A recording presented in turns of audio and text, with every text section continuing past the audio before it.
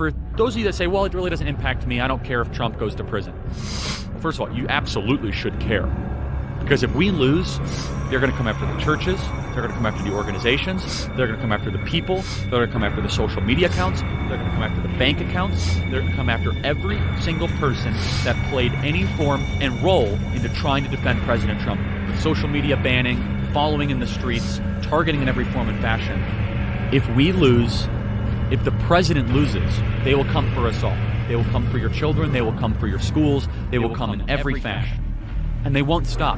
They are going to do whatever it takes to try to personally and intergenerationally destroy Donald Trump. That's how much they hate him. They hate him not because of his tweets, not because of his style. They hate him because all of their schemes have been put in jeopardy. They're going to come with bloodthirsty revenge.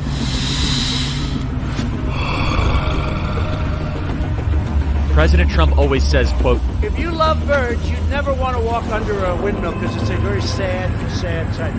We are intrinsically tied to the president. He's with us. He's for us. I've called him the bodyguard of Western civilization. And boy, is he taking the body blows for us right now. But if they come for him, they're coming for us, and they're also coming for me. This is where it's headed. If Donald Trump loses, you can expect every level of power to try to obliterate us for good. This is a very real thing. If we lose in November, it's going to be bedlam. That if they get power back, they're going to lock him up, and they're going to continue until they have absolute pathological power over our country. Please email us your thoughts, as always, freedom@charliekirk.com, freedom@charliekirk.com. Make sure you check out my interview with Candace Owens, author of Blackout, phenomenal episode. Please consider supporting us at charliekirk.com/support, charliekirk.com/support. Please consider supporting us at Turning Point USA and getting involved with Turning Point USA in the culture war, tpusa.com, tpusa.com. And if you guys want to win a signed copy of the Magna Doctrine, type in Charlie Kirk to your podcast provider, hit subscribe, give us a 5-star review, screenshot it, email us, freedom@charliekirk.com, freedom@charliekirk.com. Thank you guys so much for listening. God bless you. Talk to you soon.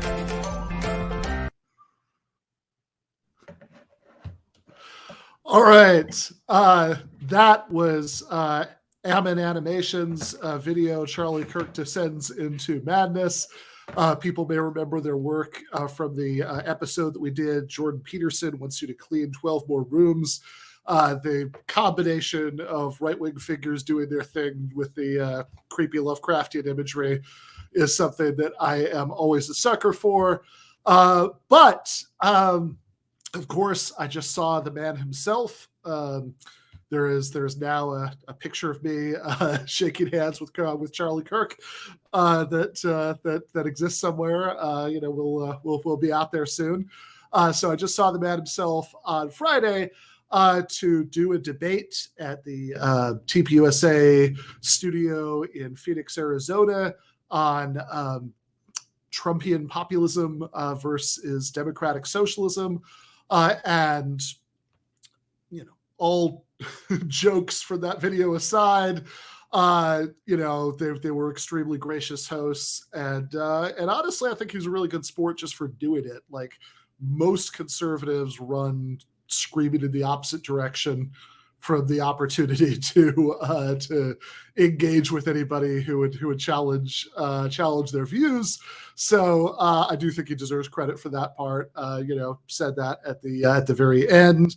The debate itself is going to be out in 3 weeks because it is going to be aired as the third episode of his new show, Debate Night with Charlie Kirk. The first one is already up. With Dr. Rashad Ritchie, and they're arguing about mask mandates in schools, I believe, and then there was one that they recorded a few days earlier. They're I think they're putting that one out this week. And so in any case, the way it works out, it's going to be like another 2 weeks until the episode with me comes out. And the deal was, when we all agreed to do this, that they get it first to run on the TPUSA channel, and then we get it, and also Town Circle, who set the whole thing up in the first place and raised enough money for charity to pay for meals for 11,000 people, because people really wanted to see this particular conversation happen. So Town Circle gets it, and we get it, all at the same time, when it's unembargoed after they run it.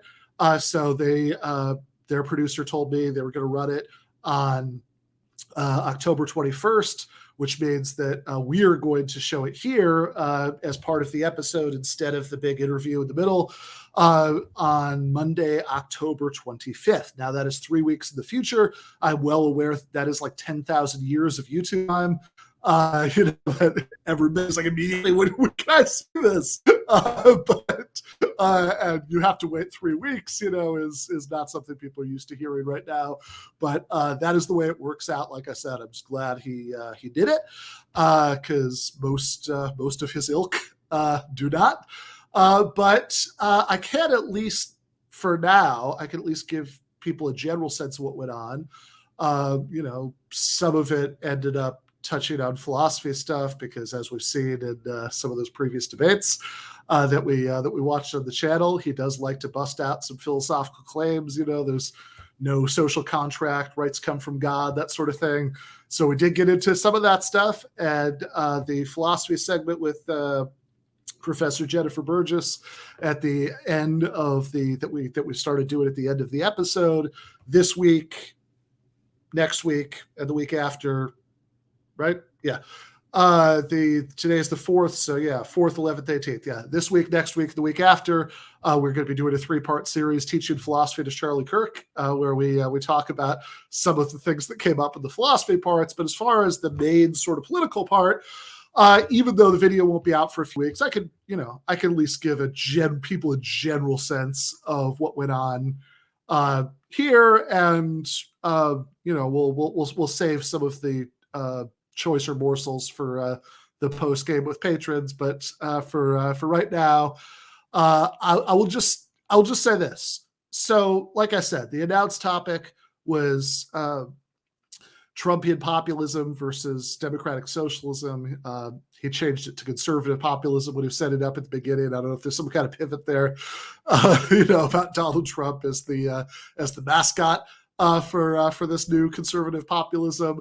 But at the beginning, I, basically made the challenge that I really wanted to make, because this is when the people from Town Circle came to me in the first place, asked if I wanted to use their platform to challenge somebody to debate, raise money for charity to make it happen. And I said, well, do you have anybody in mind? And they said, Charlie Kirk. I have to admit, my first reaction was, okay, that's a thought, right? And then the more I started to think about it, the more it actually started to make sense to me, because, usually I end up debating libertarians because they're the people on the right who are most up for that, for whatever reason. And I'm all for that. And I imagine I'll continue to do that forever. But Charlie Kirk, his views represent the views of like a vastly bigger chunk of actually existing reactionaries than the sort of hardcore property rights libertarians do. And he's very typical of those guys, of people, Marco Rubio, Ted Cruz, J.D. Vance, certainly all those people have started claiming that they're not like the old kind of corporate Republicans, they're populists. And so how I framed it was basically, okay, so if you're a populist, why don't you support raising the minimum wage? Why don't you support giving everybody health care? Why don't you support making it easier for ordinary people to organize unions, so they can have a little bit of say in the workplace? And whatever you think of his answers to those questions, and people can judge for themselves in 3 weeks, I guess what I will say now before I throw to Jake is just, I think it's a win all by itself that the main part, there was a sort of main segment in a post game, basically, that the main part was devoted to him having to give these like standard issue Reaganite arguments against raising the minimum wage and give everybody health care and make it easier to organize unions. I think that in itself is a tough fit with the populist Brandon. Yeah. Well, I think I only myself suffered through his debate with Hassan.